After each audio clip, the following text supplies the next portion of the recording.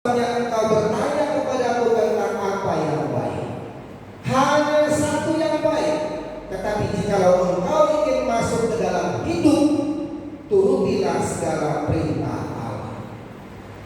Matius 19 verse 17. And he said to him, why do you ask me about what is good? There is only one who is good. If you wish to enter into life, keep the commandment. Nah, walaupun saya sedikit berbicara bahasa Inggris, saya tidak akan melanjutkannya dalam khotbah bahasa Inggris pada pagi hari ini. Tapi senang sekali kesempatan menyampaikan firman Tuhan di Bali dan berjumpa dengan semua saudara-saudara di sini sungguh suatu kebahagiaan bagi saya. Izinkan saya memperkenalkan diri dulu. Nama saya Pendeta Jan Frido M. Siahaan. Saya pendeta dari Gereja Pentakosta Serikat di Indonesia di Bekasi. Dan saya juga membawa serta istri dan anak saya. Boleh berdiri saya supaya semua orang bisa lihat. Ya, ini adalah istri saya. Dan satu lagi di belakangnya adalah anak saya. Silakan duduk silakan berdiri saya semua juga orang bisa lihat. Ya. Terima kasih sekali. Dan kesempatan pada pagi hari ini adalah kesempatan yang sebenarnya adalah terakhir di tahun 2023. Ya, kita sudah merayakan Natal dari sejak awal bulan Desember. Bahkan ada loh di Jakarta akhir November saja sudah dirayakan Natal. Mungkin karena sudah padat sekali Natal itu ini coba Sabtu Minggu, Jumat Sabtu Minggu, sehingga bahkan di akhir November aja sudah sebagian ada yang merayakan Natal. Nah, Natal kali ini boleh dikatakan adalah Natal yang paling ramai setelah masa COVID-19 berlalu. Mungkin dalam 5 tahun terakhir ini adalah Natal yang paling ramai dirayakan orang Kristen seluruh Indonesia. Ya, ada begitu banyak perayaan Natal dilakukan. Terkadang satu gereja aja bisa merayakan Natal itu beberapa kali. Ada Natal umum, ya, semua dari tua sampai yang balita aja pun ikut hadir di gereja merayakan Natal, ya kan? Ada juga Natal tahun Ibu, ya kan? Tapi bapak-bapaknya juga ikut datang meramaikan. Ada yang disebut juga Natal tahun Bapak, tapi kaum ibunya juga ikut datang. Ramai sekali. Ada Natal pemuda bahkan yang lansia juga bisa ikut datang. Ketika tanya loh, ini opa kenapa datang ini Natal pemuda? Dia bilang, oh saya kan sudah jomblo, jadi saya juga ikut jadi pemuda. Nah, jadi semua Natal kali ini betul-betul ramai. Belum lagi kalau Natal sekolah minggu, semua orang tua juga ikut hadir kan mau menyaksikan anaknya pentas, ya kan? Wah, ini lagi liturgi, semua pasang kamera, semua foto, semua untuk anaknya. Begitu sukacitanya kita merayakan Natal, ramai sekali. Ini belum lagi Natal di SMA, Natal kampus. Saya sudah menyaksikannya di Jakarta, sudah sedemikian ramai Bapak Ibu. Di Bali ini juga saya lihat begitu ramai. Nggak peduli dia mau pengusahanya agama apa. Yang penting semua kafe-kafe, semua hotel-hotel semua ikut membuat ornamen-ornamen apa, ikut merayakan apa. Kalau kita lihat begitu euforianya sekali ini kita merayakan apa. Tapi saya yakin juga Bapak Ibu, saya yakin juga saudara-saudara, bahwa mungkin sebagian dari kita saat ini juga merasakan Natal ini berat sekali. Memang banyak sekali orang yang merayakan Natal, tapi banyak juga mungkin datang proposal kepada kita untuk minta, aduh, ayo semarakkan Natal, berikan donasi misalnya. Itu masih ringan. Tetapi kalau kita masih merasakan bahwa Natal kali ini juga berat, karena apa? Perekonomian kita belum pulih. Orang banyak merayakan akhir tahun, kita melihat, waduh, enak sekali mereka. Tapi masalah saya belum selesai. Masih banyak utang-utang yang belum terselesaikan. Masih banyak percekcokan, perselisihan di antara keluarga kami yang belum terselesaikan, belum berdamai, belum berkongsi didamaikan. Atau juga ada anggota keluarga yang saat ini sedang sakit, sudah beberapa tahun belum sembuh. Atau ada bagian dari keluarga kita yang terlanda perkara dan harus masuk penjara. Ada banyak di antara kita sedang merasa tidak baik-baik saja. Apalagi kalau terkait dengan akhir tahun, Bapak Ibu.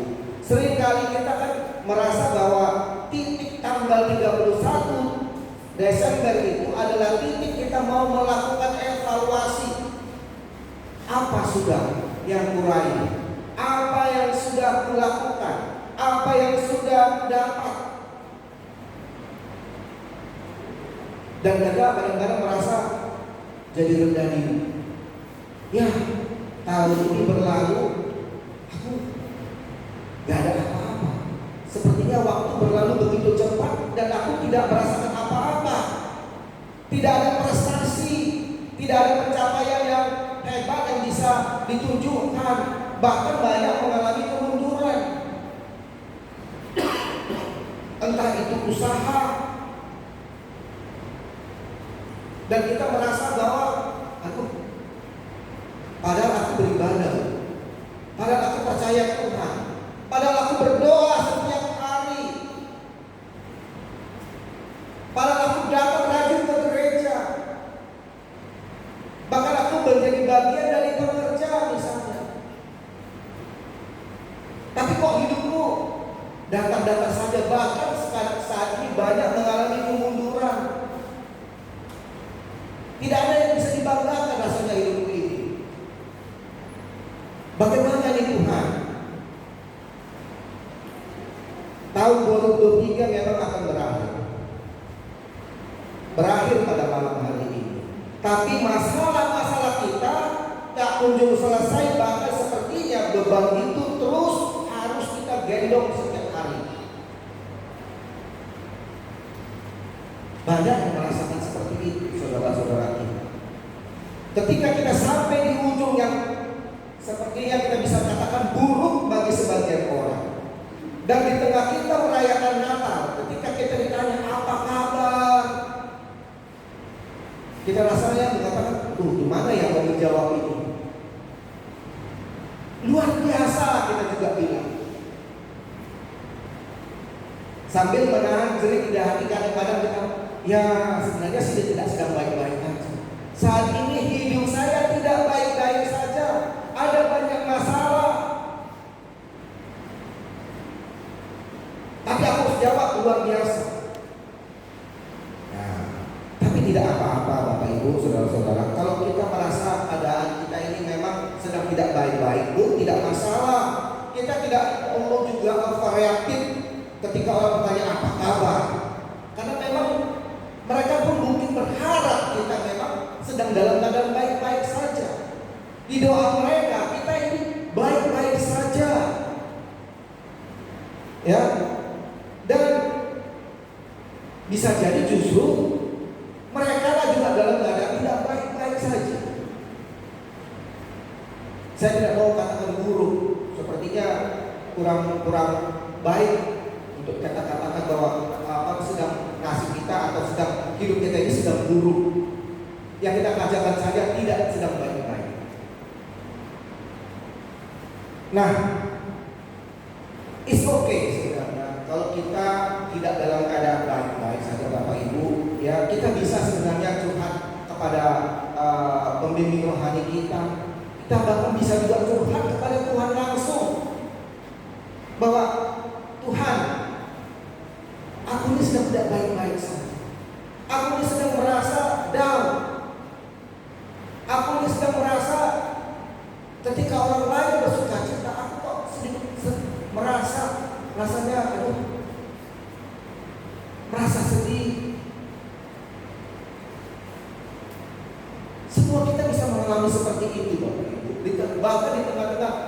begitu banyak orang sedang merayakan sesuatu, sedang merasakan sukacita besar baginya. Tapi tidak semua orang di dunia ini sedang merasakan sukacita. Dan bisa jadi itu adalah kita. Nah, saya mau katakan Bapak Ibu Saudara sekalian, hari, bulan, tahun akan terus berganti. Tapi ingat bahwa kita memiliki Tuhan Yesus yang tidak pernah berubah. Dia selalu baik, Dia selalu mendengar, dan Dia selalu siap menolong kita dari waktu ke waktu. Ada amin? Ya, saya mau seperti itu Bapak Ibu. Kita tetap selalu merasakan punya pengharapan. Ini yang menunjukkan orang Kristen berbeda dengan orang-orang lain.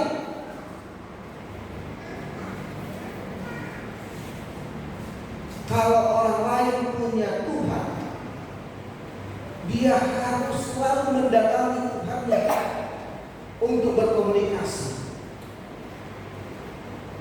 Tetapi orang Kristen selalu punya Tuhan yang di bawah mana-mana. Tuh, kita punya Tuhan yang ada di dalam hidup kita. Maka tidak ada satu perkara pun yang lolos seolah kita tidak sedang bersama Tuhan. Nah, ini yang harus kembali kita ingat. Kita sadari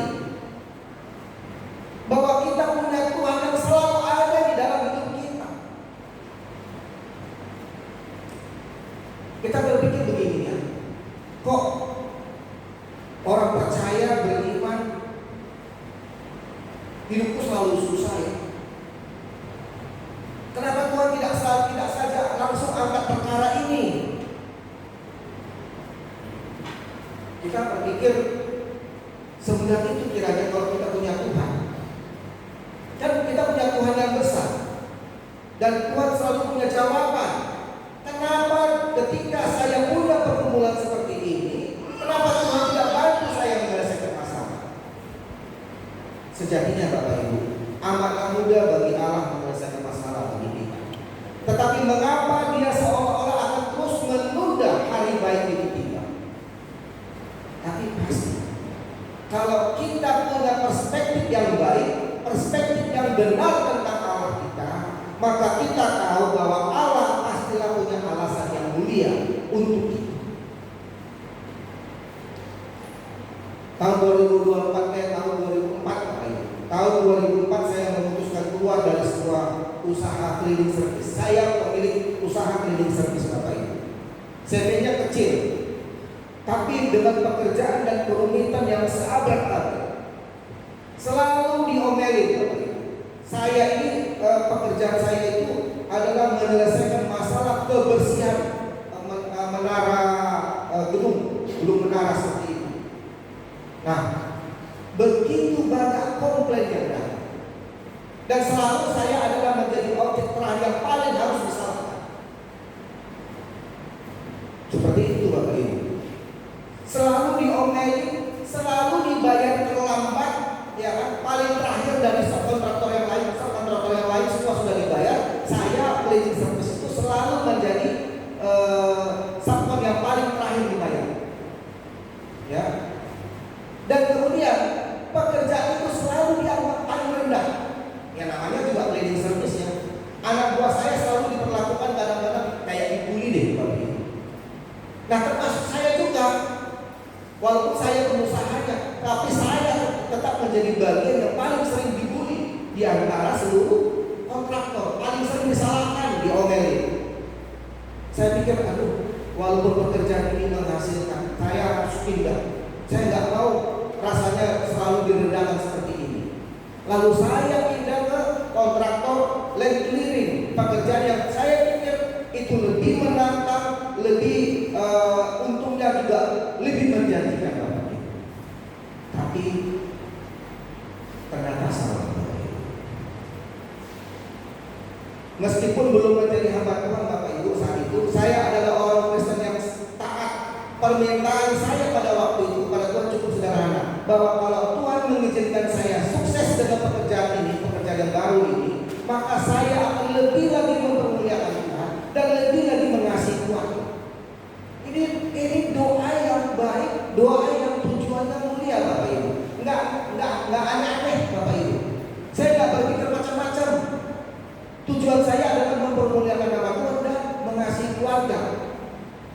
Tapi apa yang dapat saya kerjakan, Bapak Ibu? Permintaan saya itu seperti saya dapati dikabulkan Tuhan. Saya dapat proyek yang bagus, untungnya menjanjikan, sukses juga saya kerjakan, selesai. Nah, tapi bayarannya ternyata tidak. Itu adalah proyek bodong dan mangkrak. Itu proyek yang sebenarnya masih wacana, dan kami mendapatkan SPK palsu. Uang saya, Bapak Ibu, miliaran amdas. Pada saat itu. Selain itu, Bapak Ibu, entah kenapa hidup saya pada waktu itu benar-benar kacau. Seperti nasihat oleh pakar keuangan, Bapak Ibu, kita tidak boleh menaruh telur dalam satu keranjang. Saya taruh telur di dalam beberapa keranjang, tapi itu pun semuanya hancur. Investasi saya semua buruk dan hasilnya jong. Ya, investasi dolar saya pada sebuah layanan investasi dari Hong Kong, Bapak Ibu, dibawa lari. Walaupun bukan uang saya yang paling banyak, tapi namanya apes bagi saya. Seluruh uang saya dibawa lari. Nah, saya mengadu dong. Ada namanya Badan Pengawas Pengelola Investasi, Bapepti, di pemerintah kita ada itu, Badan Pengelola Pengawas Investasi, Bapak Ibu. Tapi pada masa itu ketika kita ajukan, dia itu kayak anjing bisu, anjing bisu. Dia itu hanya bisa tahu ada pencuri, ada maling, tapi tidak bisa menggonggong dan tidak bisa menggigit. Investor pengelola investasi yang mengelola saya lari begitu aja melenggang kampung, tidak ada bisa dijerat. Betapa rasanya kalau misalnya orang Jawa itu bilang apes banget. Udah di sini rugi, di sini juga dibawa lari. Ya, waduh. Bulan demi bulan ekonomi saya itu semakin sama istri itu semakin lama semakin buruk. Ya, doa dan harapan saya kandas. Doa dan harapan saya kandas. Doa saya tidak terjawab dan itu jelas bagi saya sangat mengecewakan. Saya punya Tuhan yang sangat mengecewakan bagi saya. Kok begini ya? Kok Tuhan tidak menolong saya? Kok Tuhan tidak menjagai saya? Padahal apa yang saya inginkan, apa yang ingin saya perbuat adalah untuk Tuhan. Nah, Bapak Ibu sekalian mungkin punya juga masalah-masalah, perkara-perkara dalam kehidupan Bapak yang berbeda. Tetapi di akhir tahun ini kita melihat apa yang sudah kita lakukan dan apa yang sudah Tuhan lakukan untuk kita. Di zaman yang berbeda, Bapak Ibu, di zaman perjanjian lama, kita punya seorang Nabi Elia namanya, punya kisah yang serupa. Dia begitu dikdaya, begitu hebat, mengalahkan para nabi-nabi. 400 nabi dia kalahkan. Dengan kuasa Tuhan dia menunjukkan bagaimana mujizat Tuhan terjadi. Tapi selanjutnya apa? Ada seorang utusan dari ratu yang di luar negeri, Bapak Ibu, menjumpai Elia dan hanya mengatakan bahwa apa yang kau perbuat ini akan dibuat juga oleh ratu Isabel. Entah kenapa Elia pada saat itu merasa bahwa ancaman itu begitu menakutkan, dan dia merasa bahwa kok tidak ada suara Tuhan yang menenangkan dia. Maka daripada menghadapi realita di tanah itu, dia lari sampai ke Gunung Horeb. Dia melarikan diri. Terkadang kalau kita sudah melihat masalah yang kita hadapi itu tidak ada jalan keluar, buntu, kita merasa bahwa waduh,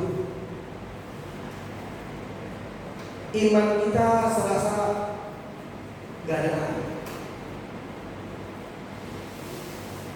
Saya pun menghadapi yang masalah yang sama. Bulan hari demi hari, minggu demi minggu, bulan demi bulan, dengan uang tabungan yang semakin lama semakin menipis, tidak ada penghasilan dan tidak ada pendapatan apapun. Kami harus berhemat sedemikian rupa. Itu sangat menakutkan. Karena hidup jalan terus dan biaya harus jalan, Bapak Ibu. Tidak ada hari yang tampaknya kamu nggak keluarkan uang, Bapak Ibu, dalam hidup ini, kan? Biaya listrik masih bisa kita tunda bayar 1 bulan, tapi biaya makan anak-anak, biaya apa saja yang keluar, biaya transport. Dan kalau kita lihat uang kita semakin lama semakin menipis, sampai kapan ini bertahan? Kita harus berhemat, Bapak Ibu. Kalau bisa jangan sampai keluar uang bertiga ini lebih dari 25.000 sehari. Oke lah, kami nggak bayar kontrakan, Bapak Ibu, karena kami sudah punya rumah saat itu. Tapi tetap aja kita tunggu bulannya pasti akan ada jumpa bayar listrik, bayar air, bayar ini, bayar itu. Apalagi hidup di Jakarta, di Bekasi, Bapak Ibu.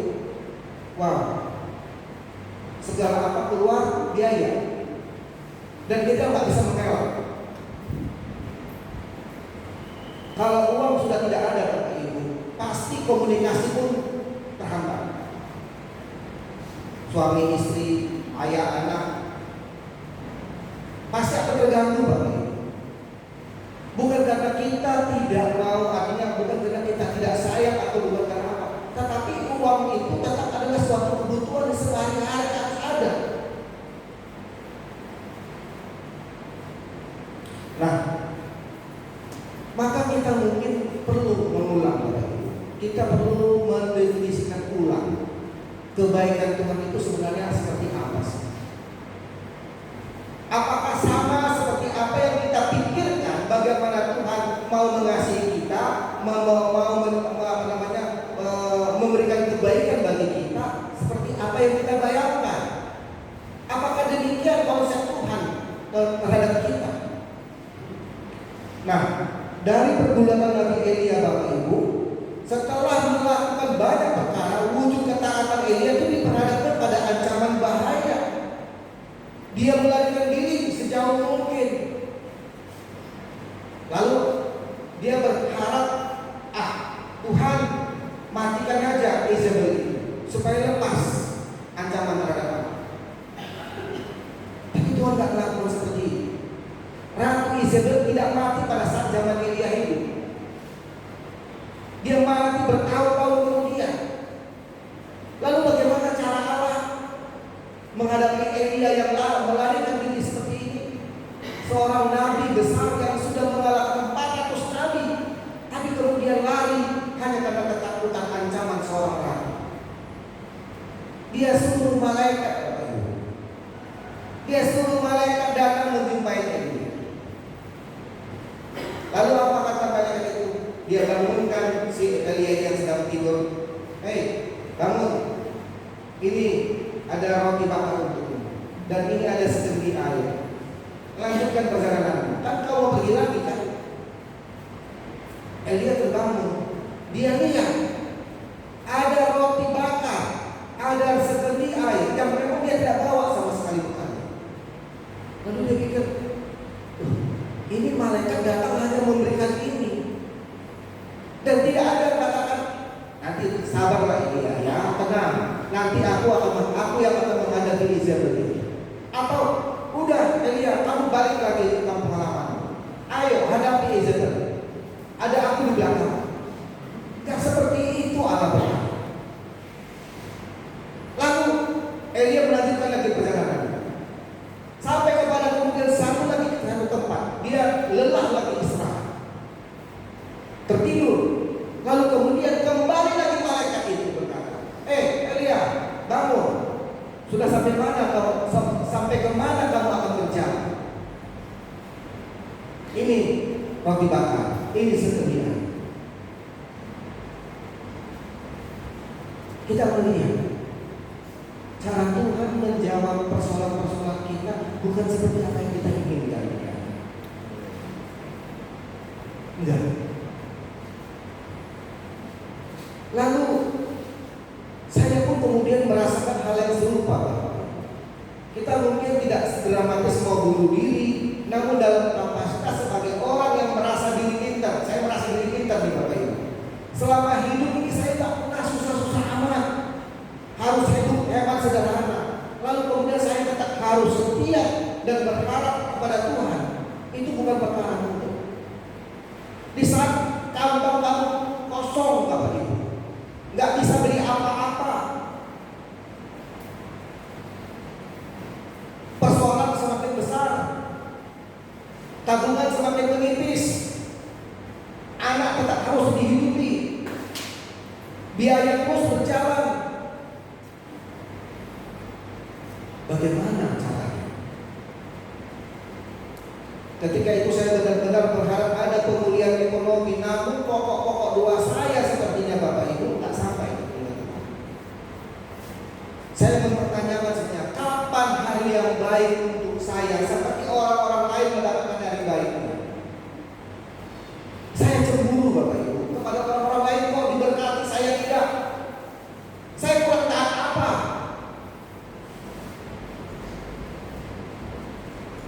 Kami rajin beribadah Bapak Ibu, tidak pernah absen. Doa juga di rumah. Tapi kenapa saya harus menghadapi masalah seperti ini?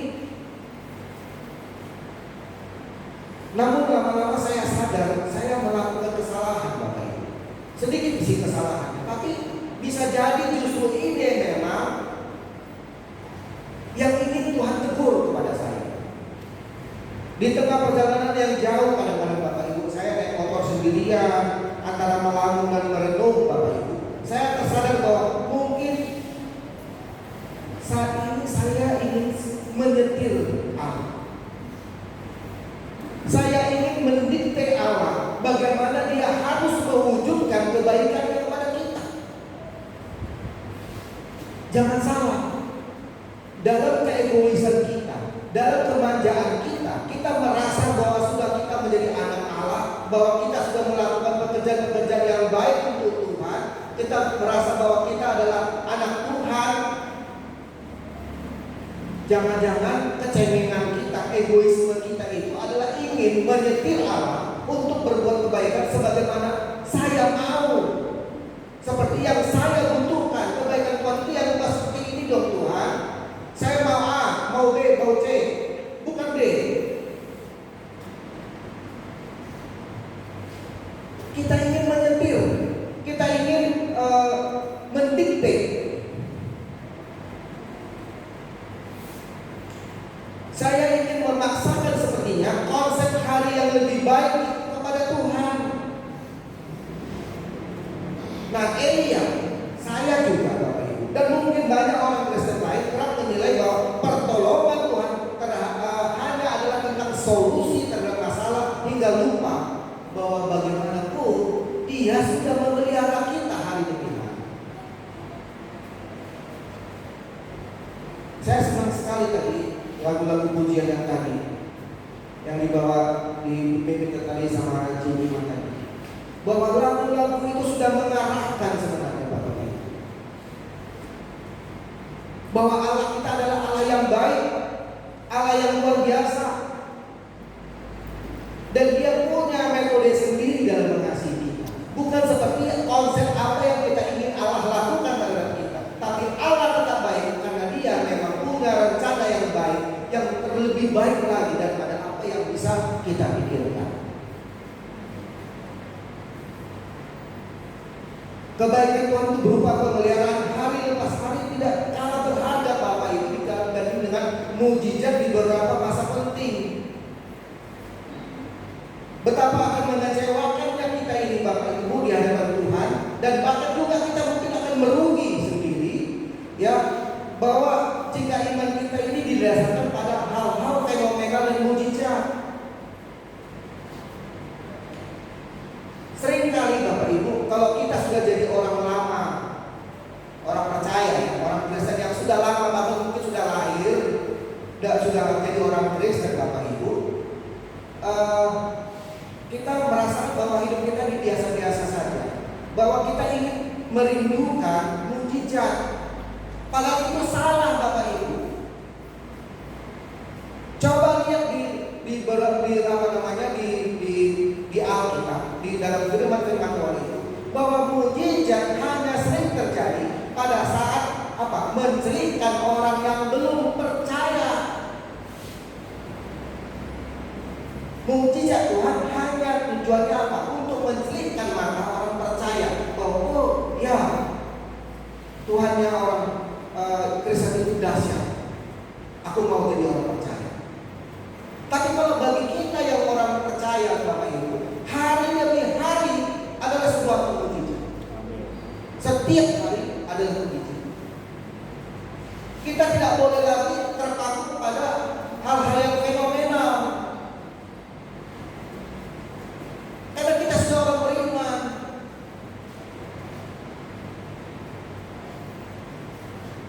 Saat itu saya abai Bapak Ibu, bagaimana cara Tuhan memelihara kami di masa-masa saya pengangguran. Saya pernah mengalami pengangguran beberapa tahun Bapak Ibu, mungkin ada hampir 2 tahun Bapak Ibu. Keluar dari pekerjaan, mencoba wira swasta, tapi akhirnya gak dapat juga pekerjaan. Tapi untung masih juga istri diterima bekerja di perusahaan yang bagus sebelum dia hamil Bapak Ibu. Bagaimana juga Tuhan menyediakan penolong bagi kami, seorang teman yang menyediakan pinjaman sekian puluh juta Bapak Ibu untuk saya memulai usaha cleaning service itu. Itu adalah satu mujizat yang harus saya ingat Bapak Ibu. Sama saya dipercaya orang, dipinjamin uang tanpa bunga Bapak Ibu, tanpa garansi pengembalian.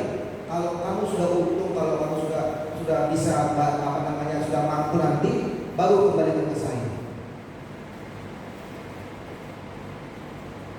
Saya ditunjukkan Tuhan orang-orang seperti ini. Seperti Elia diizinkan tidur lalu dibangunkan dan disediakan makan dan minuman.